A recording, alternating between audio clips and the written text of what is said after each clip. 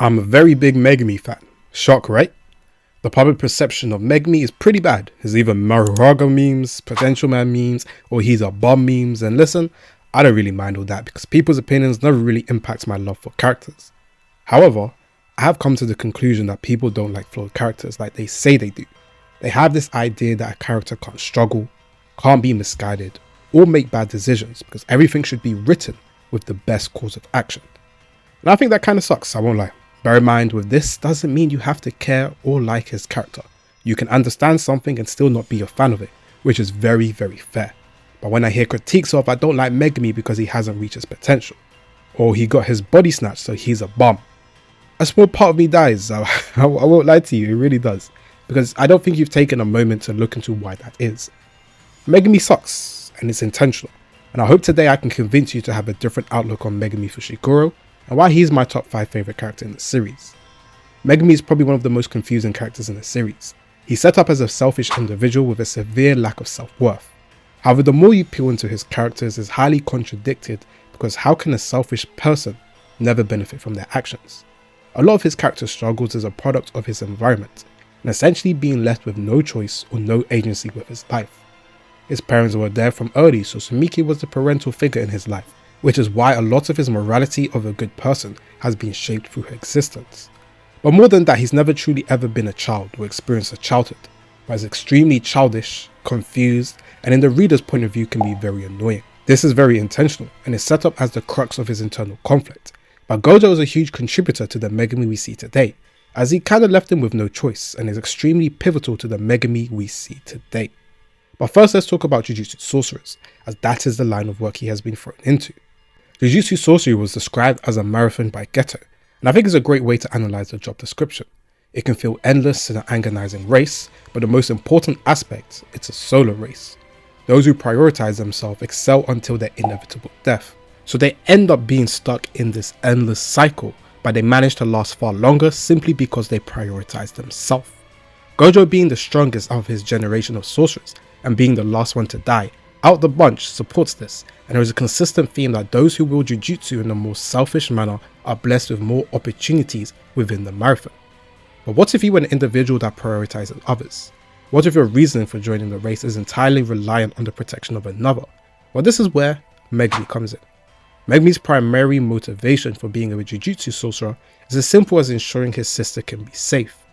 With Gojo's interest in strong allies, especially one from a clan that could rival the Gojo clan, his interest in making Megumi a Jujutsu sorcerer makes a lot of sense, and why he offers the proposal in the first place. But Megumi isn't like Gojo. Gojo has suffered from the roles placed upon him due to his nature of his world-breaking birth. He became an object of fear from birth, but Gojo also relishes in his persona as the strongest and wields Jujutsu as a self-benefit as well. He wants to be the strongest. But for Megumi, that couldn't be far from the truth. He doesn't care for Jujutsu sorcery. His primary goal is resulted around karma and how Jujutsu sorcerer is an extension of cogs within divine retribution, and his ideology is as simple as he save who he wants to save. But even that is misguided. More importantly though, the initial crux of that idea was Sumiki, which then extends to Yuji, which is why he puts them both on a pedestal. But beyond that, a consistent part of his character is how he puts others before himself, and is perfectly encapsulated with the baseball analogy Gojo used. A bunt in baseball is a self-sacrificial technique to advance your runners onto base to the next part. In essence, it's making yourself useful for the team. But people such as Gojo and Yuji are cleanup hitters. They're the ones who go for glory to bring it home for the team due to their go-lucky nature. It's even more ironic that his name Megumi means blessing, and he's always been of benefit to others. But let me touch on that a little later. So his motivation and lack of agency really shapes out the character we see within the story, because there is a disconnect between the Megumi who embodies his truest ideals and the Megumi who's being influenced by Sumiki. In every analysis I've done on this channel, I've emphasized on the importance of agency. Within Megumi, it's one of his primary struggles, but it's demonstrated greatly through the theme of karma.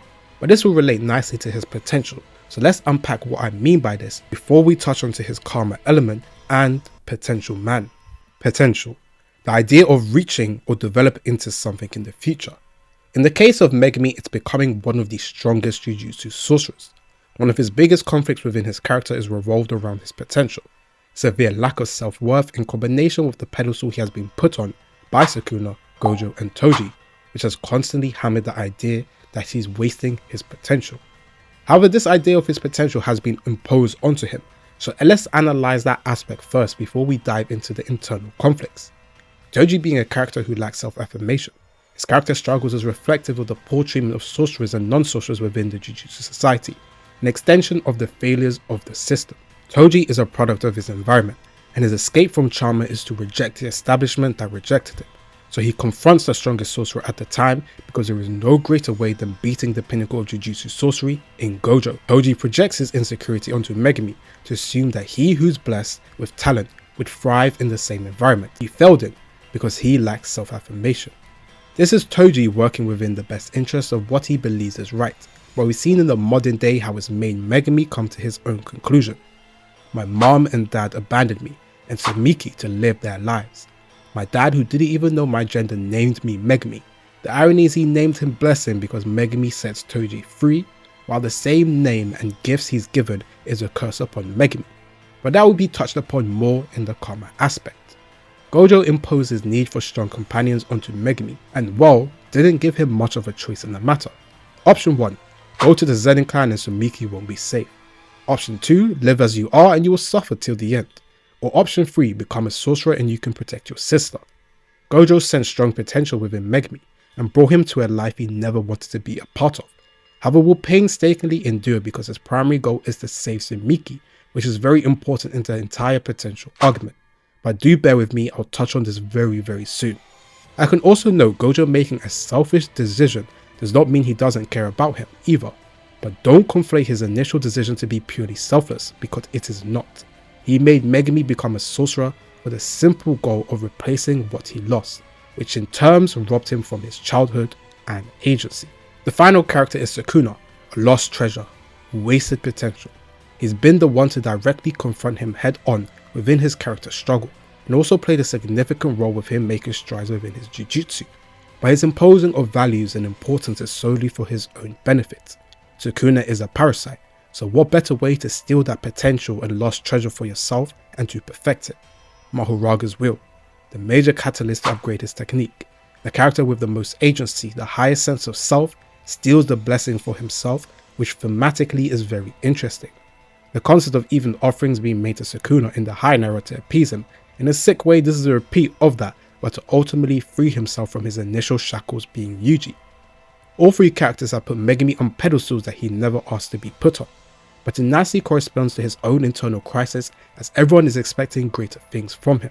But surely, with multiple characters propping you up to become something special, there has to be a hint of motivation on your behalf to at least reach said potential, right? When Megumi's case is very low effort, it's primarily rooted in his motivation as a Jujutsu sorcerer. His mindset is limited, he doesn't think he can reach Gojo's expectations, and is why his usage of Mahoraga is purely self-sacrificial. Look at the difference between him and Sukuna. Sukuna fought Mahoraga once, and foresaw a future where it can continue to grow, which in tandem caused him to fully maximizing the Shikigami for his benefits. Whereas Megumi capped himself, his vision of himself, is to just be a sacrificial pawn, or like the baseball analogy, a bunt for the greater good. Look at examples of those who strive to get stronger and are rewarded for it. Yuta, Kashimo, Maki, Gojo, Sukuna, Yuji and more. Their goal to become stronger is a driving force within their own ideals. But Megumi has never truly been committed to being an elite sorcerer. It is primarily shown with Yaga's quote. Yaga scorned Yuji becoming a Jujutsu sorcerer on the behalf of his grandpa, which is exactly what Megumi's entire reason for being a Jujutsu sorcerer is. He isn't like Yuji who craves a place to belong, or better put, a role to fulfill. He isn't like Gojo who wants to be the strongest and have people on his level. He simply wants to protect Sumiki, so he uses her as an extension of his motivation and why it's so lackluster. He doesn't want to be a Jujutsu sorcerer, he's doing it out of the need to protect the one he cares about, to the point he narrows down the job description purely to who he deems worthy to save. However, because he doesn't speak aloud his resentments or yell to the audience he wishes he could have a normal childhood, the connections are a lot more subtle and requires you to piece together his character arc. But what if the person you cared about gets cursed? What if the person whose entire reason for your motivations is out of commission? Megumi's passive approach to Jujutsu sorcery, especially in the early parts of the manga, makes a lot of sense. He's clinging onto false hope that Sumiki will awaken, so he's casually half-arsing Jujutsu sorcery with the intention is one day Sumiki may awaken, or the other half at least he tried. His agency has been stripped away, but instead of trying to affirm his own identity, he internally suffers, which is the crux of his character, really explaining the potential man. To even expand on it, his constant rejection of people putting him on a pedestal is his idea of reclaiming agency. So Miki is his guide, showing a lack of agency. Gojo is the one who pretty much forced him into the way of life, another aspect of lack of agency. Toji propped him up to be special, that the Zenin clan title was handed to him, something he doesn't care about, again a lack of agency. So how does Megumi fight back to reclaim himself? He rejects Gojo's analysis and devalues himself because he doesn't believe he can be the strong sorcerer that everyone says. Once Sumiki is cursed, he becomes extremely passive, and instead looks to put Yuji on the pedestal that he once put Sumiki on. This is why he was willing to die to save Yuji, because he's a replacement of everything he values in Sumiki. Even the time when he makes an effort to reclaim his agency with saving his sister, is rewarded with his body being snatched and his sister dying. And finally with the Zenin clan, he rejects his duties and rather accepts it just because it's an obligation, but tries to shift the responsibility to Maki because his resistance is him reclaiming a sense of identity. But rather, this ends up becoming the downfall, purely on his character, and is reflected with the moment Sumiki dies, everyone expecting him to get over what happened, to become the Jujutsu sorcerer he's been hyped up to be, but he says no. Look how he contrasts literally every other Jujutsu sorcerer, and more importantly those who have suffered. Maki loses Mai, gets a power up and destroys those who tormented them. Yuji loses Nobara and Nanami, provided with a motivational speech, gets his Black Flash amp and beats Mahito. Gojo loses to Toji, fails his mission but is rewarded with the greatest power up and becomes the honoured one. These are true Jujutsu sorcerers that even in the midst of tragedy, they find a way to power through and are rewarded with an increase in strength. But with Megumi there's always resistance, his friends and everyone is trying to save him, and he picks the selfish option to decline because he never wanted to be a Jujutsu sorcerer. He isn't someone like Yuji or Maki. All these characters' goals are reflective of themselves, that no matter the consequences, they can continue to be Jujutsu sorcerers. However, his sole motivation is gone. Now Megumi has to build himself anew, because Megumi solely revolved around what was best for Sumiki. This panel makes a lot more sense within the context, and you begin to unpack how Megumi is presented within the manga, and why he's constantly failed at reaching his said potential. In a weird way, he's very similar to Mai, but in Mai's case she has nothing to fight for, or even bother to try. Yet Megumi will half try at things with the one chance of protecting those he values. And let's connect this all to his theme of karma, that was reflective of his character arc. I've said this on multiple analysis, but curse techniques being reflective of the user is one of my favourite aspects in Jujutsu Kaisen, and it's truly done so well. The shadow in Buddhism is related to the part of self that is rejected or chosen to be unseen. In contrast, the light is reflective of understanding the truth, or more commonly known enlightenment. The 10 shadows as itself can be seen as a journey of self-discovery, with having to tame these Shikigami within their own growth as a Jujutsu sorcerer. But how Megumi struggles within himself and chooses to hide parts of his character is very reflective within the technique, even as blatant as hiding in the shadow. The shadow is the part of itself that is hidden, and has been described as the truest reflection of identity and perception of their worldview. It can even be expanded to something such as Mahito's comment of being able to see the true nature of people, as he doesn't see the individual, but the soul. This could be a major reach, but even the idea of the black box is a curse shown throughout Jujutsu Kaisen, and it being normally a curse or reflection of their hidden self, it could constitute to curse energy having a far deeper impact in terms of consciousness and individuality. Could be why someone such as Sukuna, as delusional as he is blessed because he accepts his shadow and doesn't hide it from the world, but rather embraces the truest reflection of self. But this is just me drawing up potential connections without enough research, so enjoy my mini waffle session. However, Megumi repressing himself and constant struggles with agency, the light casting over his shadow is shown through Sumiki and Yuji. I've already said this before, but they represent the ideas of what he believes a good person is, so he plays the role of the hero within their story to support that idea of fair justice, or maybe more fitting, the fool to the hero's story.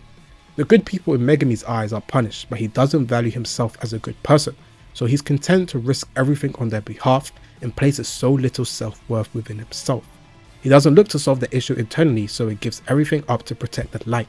In essence, the light is blinding his respective shadow, preventing him from affirming his own identity. But he's also a big hypocrite, but this is reflected within the ideal of karma. Megumi is the first one to shackle themselves to the cog mindset. His role to play is to be an agent of karma, and those who he deems as good people. The idea is built up on the concept of the shadow just explored, where it's presented within his entire character arc, and his unfortunate elements of irony. Good people aren't dealt good things is a very simple thing in Jujutsu Kaisen, so Megumi plays that role of a hero to support them, and is why he will give his all to the benefit of Sumiki and Yuji. But this idea of karma and fighting against the narrative rewards him with failure, his agency being taken away on a multitude of occasions, and it can really expand it onto the greater narrative following Sukuna. Karma doesn't happen on his own, so he takes the mantle, and you'd think this is his idea of agency, but it's quite convoluted.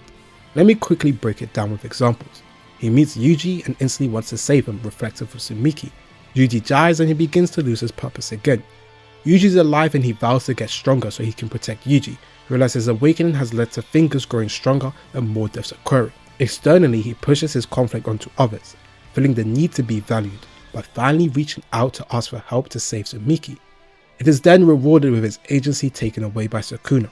We're stuck in some inescapable cycle of never truly progressing forward, because every positive step towards solving his identity, with the next stumbling block, he regresses. Yuji and Han are both people he has saved, who have then in future saved more people, but the cost of himself continuing the theme of selflessness is punished within the series. This is where Sukuna comes in. In this video here, I talked about Yuji's role as the main character, and he's narratively been fighting against Sukuna. You could apply the same with Megumi, especially as his lack of agency is the complete opposite of how Sukuna is presented within the manga. But let me use Reggie's panel to really hammer the point. I asked the translator for a proper translation and he came up with, "You are being toyed with by fate, till you die like a clown." Fate is described as a predetermined actions of a user, but within Jujutsu Kaisen we have 3 characters in particular that have broken their fate. Toji with the whole hidden inventory incident, Maki with her own character arc in attaining freedom, and the most important in the scenario being Sukuna, who regains his agency with one of the most important chapters within the series, 212. I've said that multiple times without a true deep dive into Sukuna because there's so much good about him, I get brain overload trying to analyze his character. But the idea of fate's narrative is wrapped around him. The story blessed those who follow suit in his mindset, so a person who's in control of Megumi's fate is actually Sukuna. The jester analogy can be looked at twofold. I'm going to be using tarot cards as the basis for this connection, but if you told me I'd be using astrology for manga analysis a couple of years ago, I would have laughed at you, but here we are. The reverse card represents holding back, recklessness and risk taking, which kind of fits Megumi to a T, where the opposite is innocence, free spirit and new beginnings, which could be pivotal to his new outcome. But the aspect I'm interested in is that the jester is supposed to be entertainment to another person's amusement. Now this is where it gets crazy. The person who's benefited from this is Sukuna, and look at the multiple examples in the series. First, when he tried to summon Mahoraga, and Sukuna is enthralled to the point he asks him to enchant him. The next is Megumi's domain expansion, and again Sukuna is entertained by his display of power. The next is Shibuya, where he literally says, "Megumi, you have shown me the way," again for his entertainment. And the most pivotal moment in 212, where he breaks and literally steals Megumi for himself, robbing the jester of his final role. It gets even sickening where he then is in his body, kills his own sister, killed his sensei, and what did he say during the Gojo clash? "Enchant me, Mahoraga. You are not Megumi Fushigoro's shadow anymore, you are mine." Megumi plays the role of the jester in the hero story, being Sukuna. I don't mean hero as a good person, but the narrative is confirming to Sukuna, and Megumi is the fool.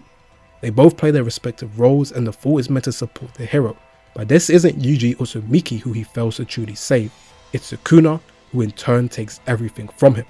Very ironic, right? His name is a blessing and he's given his potential gifts to someone else in particular, the person who he deems as an evil person. But the people he puts on the pedestal are the ones to suffer the most at the hand of that individual. This fully completes his idea of karma, and why in the first place his character was to be the agency of providing goodwill, but has fell short of the greater narrative, product of his environment that he's been trying to fight against, and we're left with the death of the clown Megumi. But the people he resides as the bad people are rather benefiting from this, and it's a very cruel take of irony.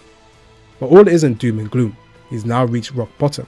With being forced to confront his own feelings, he can't escape to the light no more and can't self-pity himself without being born anew, which is why him dying in a metaphorical sense is his start to his real journey. But even his goodwill and elements of karma has bear fruit, with two people he has saved, Yuji and Hana, being pivotal to saving him, have appeared in his final hour. But is this the route that will truly bring Megumi back? No, it isn't. Megumi can't be saved by anyone, he has to save himself. Agency once again is important. Hana and Yuji may have been guided by their outside influences, but they have chosen to do what they want, and now Megumi must come to that decision and come out of the darkness and be purified. If he becomes a Jujutsu sorcerer with no change, then nothing was gained, and he just follows in what Gojo wanted him to be, which is the next him. But this isn't Gojo's story, it's Megumi's. For him to reclaim his agency, now is the time which will be the single most important aspect of his character arc, and to not live for the sake of being beneficial to others. Well, this video is probably very long, so I really do appreciate if you managed to get to the end.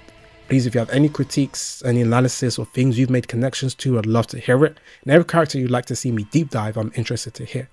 Once again, I want to say thank you for watching. If you'd like to support the channel, it'd be greatly appreciated. But I hope I succeeded in my end goal of giving you a different perspective to why Megumi is the way he is.